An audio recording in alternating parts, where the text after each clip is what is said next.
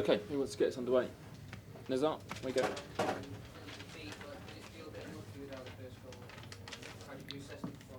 Yeah, I think when you're in a moment like we're in, you know, Madrid was a version of it. We missed chances, and then the game goes against you. And today, I think we had a footballing control of the game. Brentford would always make it difficult by turning you round and winning throw-ins and corners, and obviously the goal comes from that. Second half, we were more dynamic, created more chances, and they do us on the counter-attack. So I'm not going to sit here and bemoan the players. The opposite. I think I feel for the players tonight because absolutely wasn't an application thing. You control the game, you create some chances. I think with the 20% more confidence as a group, we win the game. Probably, no disrespect to Brentford because they can go with anybody. But I think the way the game set up for me today, we would win that game, and we don't probably because of the moment we're in. Neil? Normal one, Frank. The ones who weren't involved, were they fit or unfit? Bettinelli, Zakaria, David Fofana, Chukwuemeka, Cucurella's injured himself in training 2 days ago, so he'll be out for a few weeks, quad injury.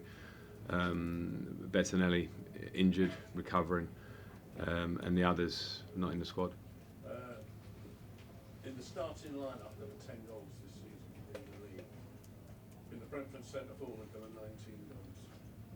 I mean, it would have been almost impossible for you to get more goals on the pitch in the starting lineup. What can you do? What can anyone do with these players as a group? Or does it have to change at the end of the season? Well, we'll see about that, Spy, won't we? I think you know, there is a balance of the squad thing to address. I think everybody sees that. And you're right about what can you do, because this has been a problem that predates me recently coming into this. So when there are not sometimes so many goals, you also have to make sure that you have players that can do a tactical job, can work for the team. We saw that against Madrid. We played a similar type starting lineup in terms of goals. Everyone told me there weren't that many goals. Those are my options. And we have to keep working and fighting to try and create opportunities to score goals. So I think it's two things. Maybe there aren't goals so much in the team, and when you're low in confidence, that last bit, that last chance, Oba comes on and have a couple of moments. Oba hasn't played so many minutes. Maybe a fresh Oba scores those goals. There are different parts to that. But it's a clear issue with the squad, hence why we haven't scored enough goals for a team like Chelsea. And did this penalty area presence in the second half give the team, just on its own, that little bit extra? Yeah, I think so. And Oba's been a tough one for me because I've got complete respect for him as a player. He scored, I think, 300 and whatever goals in his career. He couldn't play the 2 Madrid games for me because he's not in the squad. He came on against Wolves, and for a number 9 particularly, to be sharp and to be playing regularly is key.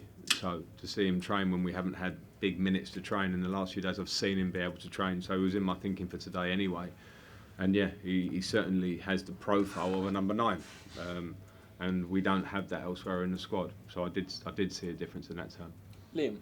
Hi Frank, you've got all of the league's top 4 in the final 6 games. The other 2 games, I think, the teams fighting hard against relegation. How do you go about getting that confidence back in the group? That's just a reality. We've got a really tough run in. 3 of those top 4 are away from home. I don't think it's worth going probably one step other than the next one at the minute, which is Arsenal. And so the team have to be motivated, that there's a lot on it. Even though people go, there's not much on it for you, you're not going to get in Europe, you're not going to get relegated, all those things. But at the same time, they have to be individually motivated, and I thought today they were. And then you have to keep fighting for the turn, because I've been a player in a moment, maybe not similar to exactly now, but certain moments individually, and then sometimes you rely on your teammate who's in great confidence, great nick, and they maybe get you a result on a night like tonight. At the minute, we have a collective moment like that. So the only way out of it is to work. We play a back 3 in the first half. We control the game. We're not effective enough at the top end of the pitch. You play a back 4, we're more effective looking, but we still could concede on a counter-attack. It's not a tactical problem for me at the minute in this short term. But at the minute, there's clearly a confidence problem, and I can see that in the players' faces after, because they're not sitting there bemoaning each other at this moment. There's a nature of them being down. I walked into that. They've been living it longer than me, and we're trying everything to affect it. Firstly with performance, and then for results, and we have to keep going with that. Andy? Hi Frank. Hi. When all is said and done, it's now 5 defeats in a row. Do you think maybe did you underestimate the size of the task ahead of you when you came here? Do you fear maybe that if this carries on like this, it might actually damage you as a manager having to deal with all this? Well, I don't know. I'm not concerned about what people on the outside think, because I don't think they ever understand the conditions of what you're working with. I think there's an understanding of where we're at as a club. 2 of those games against Real Madrid, and clearly when I came in, I'm here for a reason, because the results weren't what they want. So the challenges, I didn't have a bar of what the challenge is going to be. I understood there will be challenges behind the scenes because of where we are. That's been clear to me coming in. And in a short time frame, it's really hard at this stage of the season to get that turn. You have to just keep working for it, and we haven't got it yet. So I'm not concerned. I took it on knowing the jeopardy of what it might be, but I'm very proud to manage here. And I've been in a situation. I came here when we had a difficult moment before, and we had big success in my first year. I went to Everton. I had a challenge to stay in the league. I stayed in the league. People will always perceive you in a different way anyway. And in the short term, I'm not worried. I want to win games. It's clear. But I understand the problems as to why we're probably not winning games. And it's very easy. I got asked there before about belief and how you're going to change that. I can't just say, lads, believe, and they're going to run out and believe all of a sudden. Those things take time and they take a bit of work, and then maybe something goes in your favour. Tonight, nothing went in our favour, but we have to keep working towards the idea that something will. And if it's against Arsenal, if it's against Bournemouth or Forest, the bigger picture for Chelsea will be much bigger as the club moves forward in the summer and onwards. But in the short period with the players that I'm working with, they have to dig deep to try and find that moment. Okay, last 2 tonight, Matt Law and then Matt Dunn to finish. Brilliant. Matt Dunn, last one, please. Sorry, didn't steal mine. Oh, shame. Frank, you said about people on the outside the club not understanding what's going on, but the fans made their feelings quite clear in the final whistle. I think some of them will be surprised to hear you exonerating players for not being able to beat Brentford at home. Do you think, I mean, you talked a lot about what it means to play for Chelsea.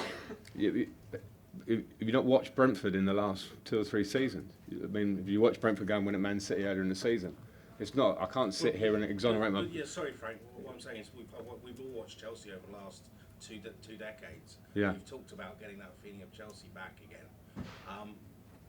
Yeah, they're going to be worried that where's the club going if Well, absolutely, they're worried because you're a Chelsea fan. You've been used to 20 years of success, and you're used to it, and you want it more. And I've got no problem with fans booing.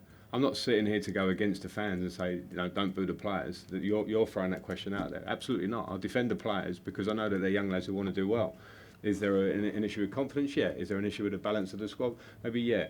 But when I say that people don't understand, I'm not patronising everybody and expect them to got an idea of what's going on behind the scenes. But when you work with it, you understand in this Premier League. If you think Brentford are going to come and turn you around and have corners and throws against you, and you're going to walk that game, that's not a case any time. But literally, when you're in this moment of a lack of confidence, then it can be difficult to win a game. And so when you say I'm exonerating the players, far from it. I'm just supporting them in the fact that they are in there disappointed because they wanted to win that game today, and they performed, in my opinion, like they wanted to win it. Are they short on confidence? Yeah. Are we dynamic enough in the final third? No. Have we been for a long time before I came here? No. So those things are not things that are going to turn overnight. So we have to keep working, but I understand the fans are booing. I don't think anybody's saying they can't believe that's the case today. They want us to win, and when we win, they cheer, and when we lose, I can absolutely understand and be disappointed. Okay, we're going to leave it there. Thank you. Thanks. Cheers.